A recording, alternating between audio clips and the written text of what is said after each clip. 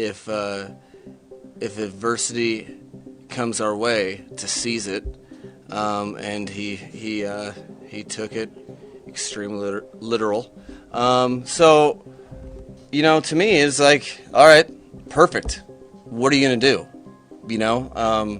I think it was so valuable because it was the first play. And he came back as I would expect. But the rep, he had already put himself there before. What happens when that happens? It was on a play that he's had a lot of success with, and he threw a pick. So we got behind the sticks, and I think we had like a 14 or 15 play drive that was critical on 3 or 4 third downs on it. So that is exactly what preseason's for.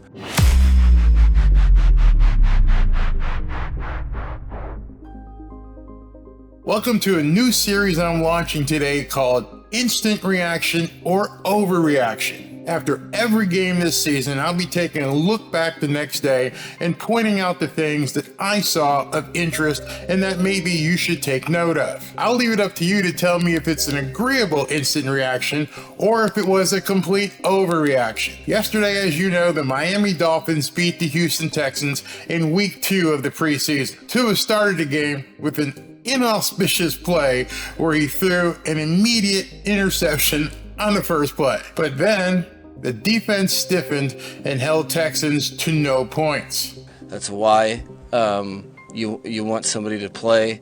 I'm glad he got it out of the way. But more importantly, the team didn't blink. The team had a pretty short field to defend, right? And what a momentum swing that is when your defense can come up and not bat an eye, hold a team for to not have points, and then progress from there. So I was happy with the way the team responded to that. Despite the initial play pick, Tua showed everybody what he was made of. First and foremost, he actually made the tackle on the interception to prevent a pick six. Then came back out on the field and commanded a 90-yard plus touchdown drive. You throw a pick, first play. That's not ideal. But you focus on, okay, well, most people, might let that linger and have an effect on how you approach everything else. As a competitor, I'm going to try to not have that be the case. And I think all of that fits within him and his development and where he's at, and I'm excited to see him every day. Tua addressed the jiu-jitsu hype and pretty much blew it off. All over Twitter yesterday, people were saying, hey, did you see? Jiu-jitsu actually worked for Tua. Meanwhile, Tua basically said, hey man, it's football. What happens, happens. He's completely over and has completely put the jiu-jitsu shit off to the side. I love the competitive spirit that he displayed. You can't play football, especially in the NFL, if you're always worried about getting hurt. Remember, on that interception, he stuck his head in there in a preseason game to make the tackle. Was that advisable? Of course not, especially in a preseason game. But he's a football player. The thing with that, I mean, you just have to continue to rep it. So, we do some things at the facility that help keep up with that, but it's football. There's hits that you're going to see that you can fall, and then there's others where you're not going to be able to see, and it's how you react to it. So it's a physical sport. It's tough, but yeah, went out there and was expecting to get hit, was expecting to go to the ground, all of that. I am so impressed with Tua.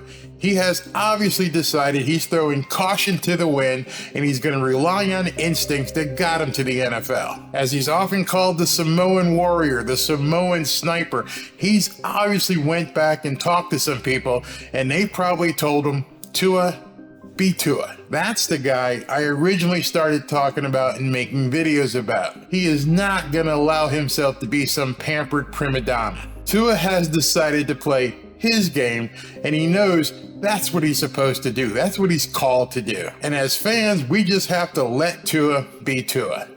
in the future, would you think about not getting involved in the tackle, or is that something you're just not going to be able to avoid? I mean, as a quarterback, I understand the whole outlook of, okay, like you threw an interception, like try not to get hurt while you're trying to make a tackle. But I mean, that's on top of throwing the interception. What's even worse than that is the guy scoring when he intercepts the ball. So I think for me, I'm going to do the best that I can to make a play, and if not, then so be it. In this next cut, Tua is asked about the running game, and his answer speaks volumes.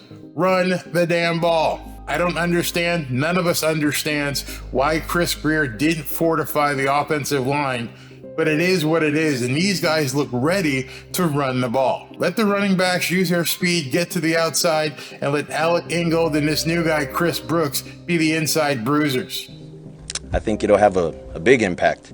You can see through the games last year when we were able to run the ball, how efficient we were on first, second, third. It didn't matter, because the defense didn't know what to expect. So when we're able to do that, we're able to play on our terms, and we're able to play fast, physical, and play with elite technique. So it's good. And in this next cut, Tua reminds us all what it truly is all about. Take a listen. Am I happy right now? Anytime we can get a win, I'm happy. I'm happy. Big shout out, Anna, Ace, if you guys are watching. Love you guys. Tua is happy, and he understands what's most important. And what's most important is to have a good time, smile, be at peace, and family first always. The rest of my reaction can be summed up in a tweet that I posted yesterday. So let me tell you what I said yesterday in a tweet following the game, instantly after the game. Number one, I believe that Tua Tagovailoa balled out. Yeah, that first play was really bad, but he came back, took him on a drive, 90 plus yards, and they scored. Number two, the running backs obviously won the day. They all played extremely well. They proved why this team doesn't need Dalvin Cook. I'm so glad they didn't sign Dalvin Cook. Number three, the offensive line obviously loves run blocking. I can tell you as a former offensive lineman, there's nothing better than imposing your will on your opponent. Leaning on this guy, putting your 300 plus pounds on him all day long has an effect. And it's an effect that allows you to continue to pummel the guy in front of you. You don't get that from pass blocking. So kudos to the offensive line. They showed something yesterday, and I hope Chris Grier understands and Mike McDaniel understands you got to run the damn ball. Next up, Skylar Thompson has proven he is QB2. Not really sure why Mike White didn't get to play, but doesn't matter. He is QB2, and the kid is getting better every single game, getting more comfortable with the offense, and he's got some legs and he's got an arm as well. Number 5, Mike McDaniel called a great game. Plays came in on time. He ran the ball. He kept running the ball. He saw it was working. Perfect play calling. I loved what he did. Timing, everything just worked fine. This is the type of play calling the Dolphins will need. Now some recognition. The offensive player of the game is actually 2 offensive players of the game, Salvin Ahmed and Skylar Thompson. I think both of those guys deserve a big star on the helmet. They are the players of the game offensively. The defensive player might be surprising to you because he only played a little while, but David Long at linebacker was someone you couldn't miss. He was all over the field, and that guy is going to be a man on this defense. Playing behind, hopefully, Christian Wilkins, Jalen Phillips, Bradley Chubb, and Zach Sealer. This guy is going to make plays all over the field. David Long, defensive player of the game. So let me know in the comments, do you agree with my reactions or did I overreact? Talk to you soon. Fins up. And don't forget, Tua Tuesday. Make sure you join me on Tua Tuesday. We're going to break down a couple of his plays that he had during the game. But hey, it's Tua Tuesday. I want you there. Thanks for watching. Fins up. Is anybody catching on to this Barry guy?